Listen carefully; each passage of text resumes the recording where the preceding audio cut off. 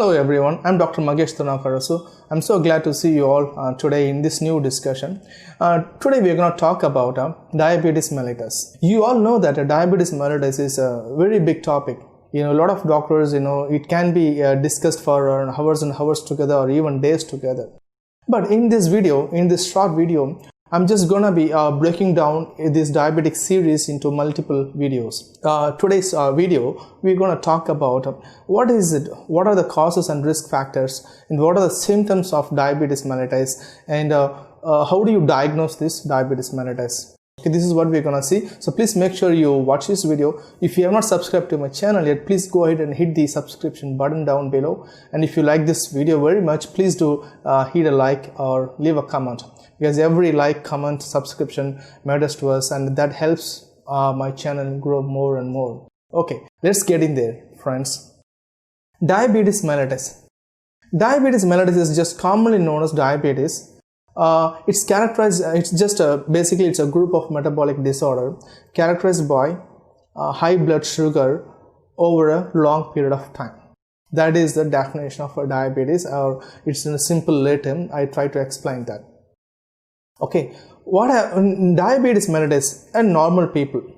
Why normal people becomes diabetic people? That's the most important thing that we are going to talk about.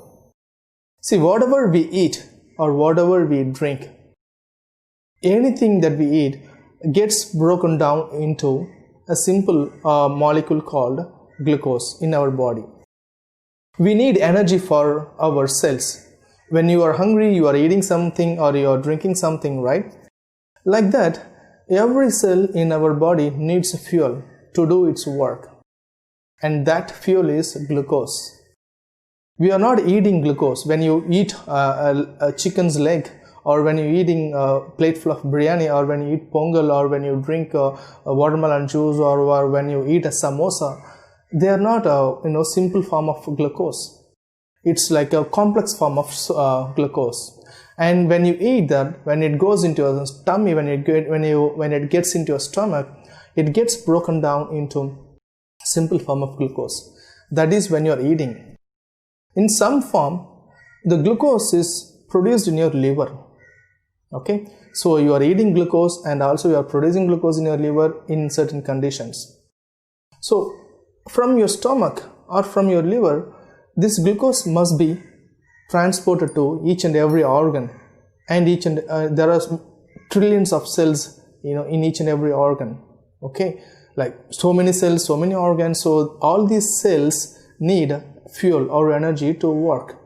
For example, your heart, when your heart beats, it needs energy, and your brain works. As I'm talking to you, my brain is working now, so my brain cells need energy, so that is called glucose.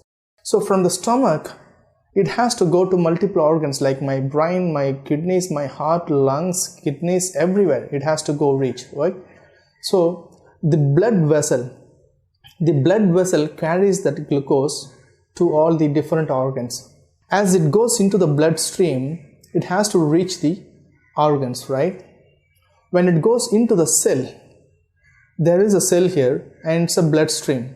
Glucose is coming in the blood vessel and it has to go into the cell. Here it cannot go into the cell just like on its own. It needs one's help.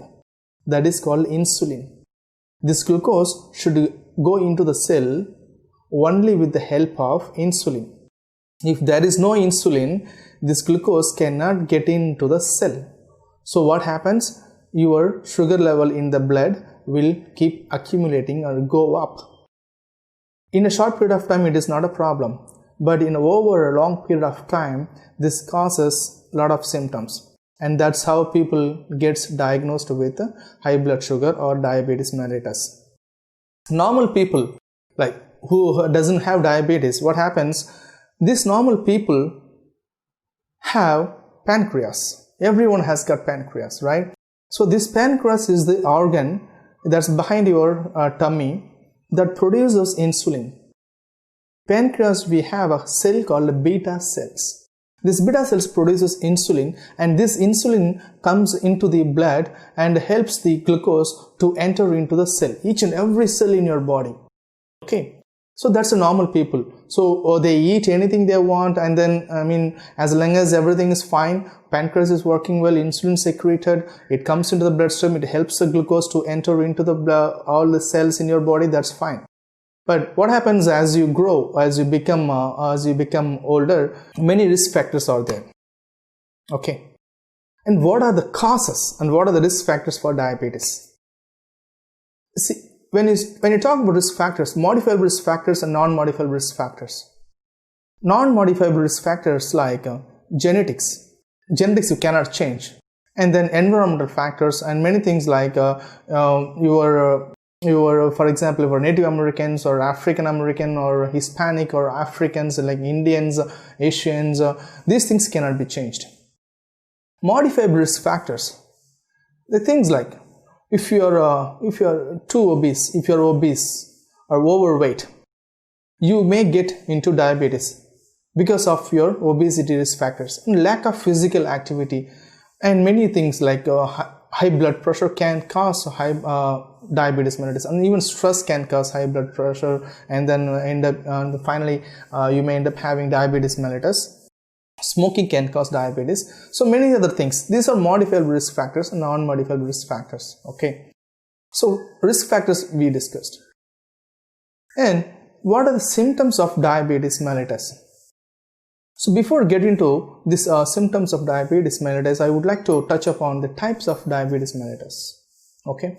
In types of diabetes mellitus, we all know that type 1 diabetes mellitus, type 2 diabetes mellitus, and gestational diabetes mellitus. What do you mean by this type 1 diabetes mellitus? Type 1 diabetes mellitus, in which the pancreas has lost its function to secrete insulin. Hence, there is extremely loss of insulin in your body. So obviously, there is no helper here for glucose to get into the cell because there is no insulin here. So the treatment for this condition is you give insulin from outside by injection. Okay. But for type 2 diabetes mellitus, your pancreas is working but not adequately, but not to the ideal level. Okay. It may work only 50% or 70% or 30%, whatever the percentage it may be. So your pancreas is producing insulin, and this insulin is coming into the bloodstream and trying to help this glucose to enter into the cells in your body. 50% of insulin means it can only help 50%. 70% insulin is being secreted means it can only help 70%. Thus, the rest 30% of the sugar will be keeps accumulated in your bloodstream, right? So in this condition, type 2 diabetes mellitus, the treatment is very, very different. It depends. Treatment we're going to talk about at the end of the series. And third type is gestational diabetes. Gestational diabetes, this happens in pregnant people, pregnant women. Okay. The risk factors for ladies who can get into gestational diabetes is if they are overweight, if their age is like more than 35 years old, and certain other factors can cause gestational diabetes mellitus. But this gestational diabetes can be reversible soon after the mom delivers the baby, and only very few percentage of people end up in having type 2 diabetes mellitus. Okay, so now the symptoms of diabetes mellitus. In the symptoms of diabetes mellitus,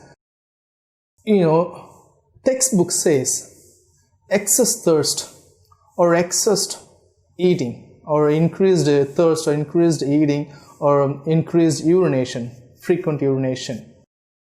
And sometimes people end up having weight loss and excess fatigue, headache, impaired vision, sometimes tingling numbness in their fingers or in their feet, or abdominal symptoms like loose stools, many other things.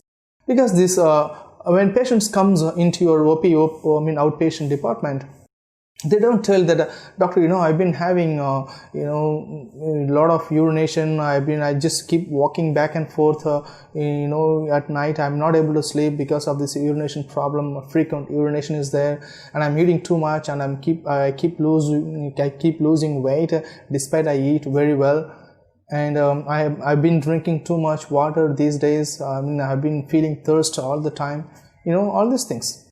But these are like clear-cut symptoms for diabetes. The other things that I talked about, impaired vision, headache, feeling tired, and just generalized tiredness, all these are just vague symptoms. This is a don't read textbook. They may just come in. What happens when a person comes into your clinic, or for like middle-aged person, like 40, 50s, and as a doctor, we always talk about, okay, what are your complaints as of now, and then we always talk about the family history, about their forefathers, their parents, and their siblings, and all that. So based on that, we will do certain blood tests to diagnose whether this patient has diabetes or not. So as of now, in this video, we have talked about certain things. What are the types of diabetes? What are the causes? What are the symptoms? And I have told you what do you mean by this diabetes mellitus. So in our next video, I'm going to be talking about how to diagnose this diabetes mellitus. Okay. So until then, I'm signing off, Dr. Mahesh Tanakarasu. Have a good one, guys. Bye bye.